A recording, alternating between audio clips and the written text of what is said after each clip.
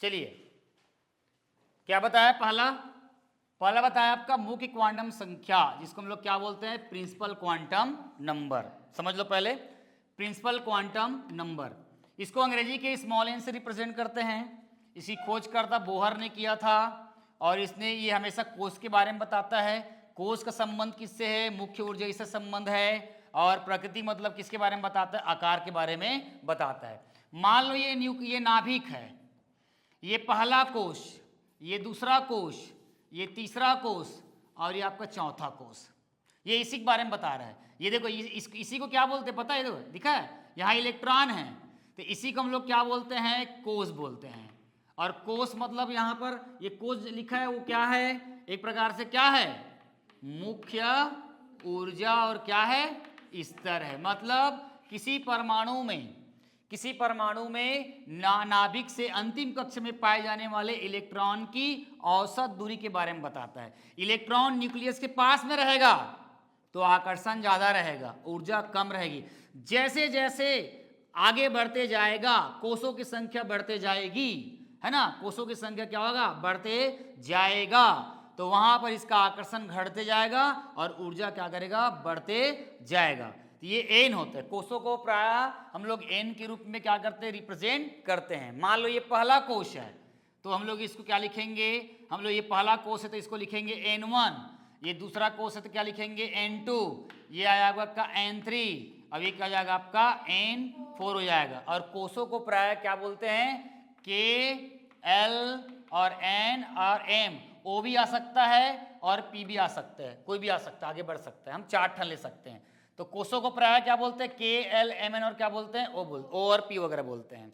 और बोला जाता है कि ना प्रिंसिपल क्वांटम नंबर के आधार पे इसमें इलेक्ट्रॉनों को भरने का जो क्रम होता है वो जनरली क्या होता है, 2n² होता है। क्या होता है, 2n²। अगर मान लो की बात, हाँ समझना, है ना, इलेक्ट्रॉन, है ना, इलेक्ट्रॉन प्रथम कोष का हो तो क्या हो, इलेक्ट्रॉन प्रथम कोष का हो, मतलब n बराबर क्या हो, 1 हो, n बराबर क्या हो, 1 हो, तो इस फार्मूला में रखते जाओ तो क्या हो जाएगा, 2n²।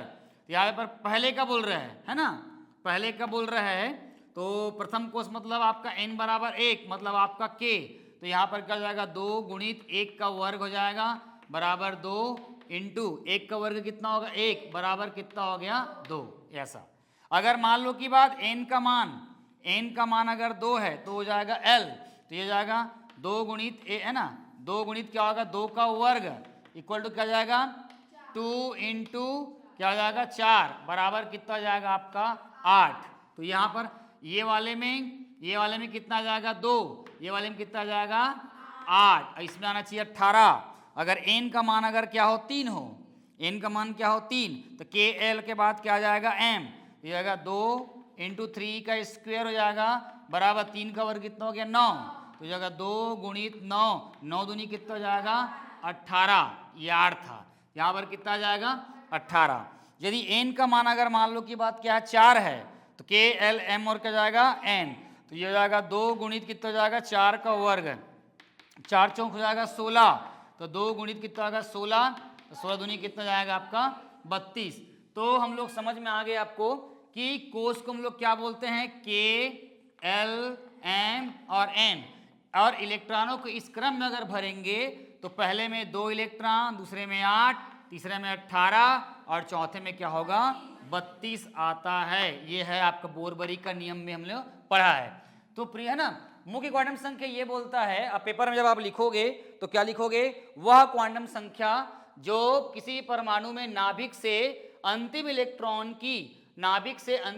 की औसत दूरी के बारे में बताता है, अर्थात ये मुख्य ऊर्जा स्तर के बारे में बताता है, अर्थात परमाणु में कोषों के संख्या के बारे में बताता है, अर्थात जब नाभिक से अंतिम कक्ष में इलेक्ट्रॉन, जब नाभिक से अंतिम कक्ष में पाए जाने इलेक्ट्रॉन की दूरी जब बढ़ेगी तो कोष की संख्या बढ़ रहा है, कोष की संख्या बढ़ेगा तो आकार भी क्या करेगा, बढ़ेगा, और आकार बढ़ेगा तो इसका आकर्षण क्षेत्र क्या हो जाएगा, घट जाएगा, और ऊर्जा भी क्या करेगा, बढ़ जाएगा। और याद रखना है ना, इस क्वांटम संख्या में जो n का जो मान रहेगा, है ना, n का मान कभी भी 0 नहीं होगा, कभी भी 0 नहीं होगा। चलो अब लिखो, अब लिखो, वह क्वांटम संख्या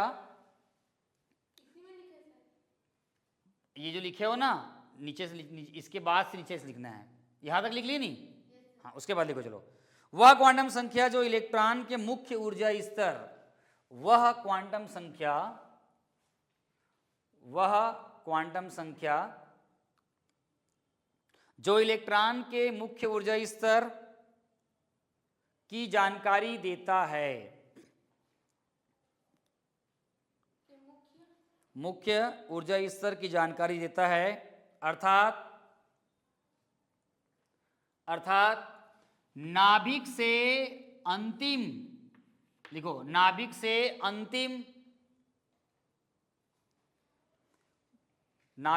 अंतिम इलेक्ट्रॉन की औसत दूरी को बताता है।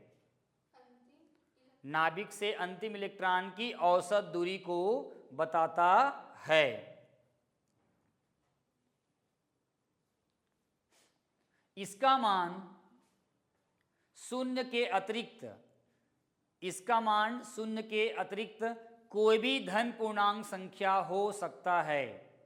इसका मान शून्य के अतिरिक्त कोई भी धन पूर्णांक संख्या हो सकता है।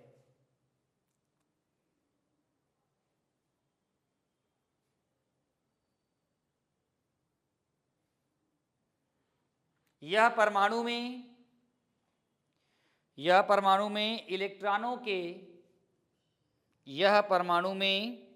इलेक्ट्रॉनों के कोषों के बारे में जानकारी देता है। यह परमाणु में इलेक्ट्रॉनों के कोषों के बारे में जानकारी देता है। कोषों को प्रायः KLMN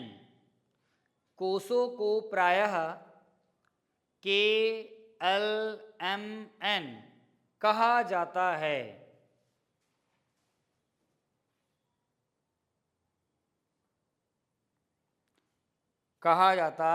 है। किसी कोष में इलेक्ट्रॉनों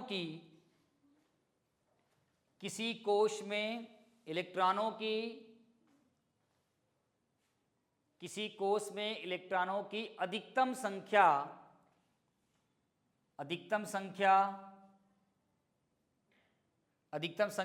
2n² होती है। लिखा है 2n² होती है। ठीक है, चलो इसको बनाओ और इसको लिखो KLMN ऐसे बना दो। और ये जो लाइनअप खींच के ऐसे लिख देना, ये कोश है और मुख्य ऊर्जा स्तर के बारे में क्या करता है, बताता है। ठीक है, और ये वाले को भी लिख देना, ये वाले को इसको बनाने के बाद इसको लिखना है। ठीक है, चलिए इसको बना लो और लिखो, यहाँ पर लिखना, यदि इलेक्ट्रॉन प्रथम कोष है ना, इलेक्ट्रॉन प्रथम कोष के अर्थात n बराबर 1 हो तो 2n वर्ग, उसके बाद ये वाला लाइन को पूरा सबमिट करना है वहां पे। तो इस तरह से ये क्वांटम नंबर 1 हो जाएगा। ठीक है, चलिए मिलते हैं दूसरे क्वांटम नंबर में, तब तक आप नोट करिए इसको, एजीमुथल क्वांटम नंबर।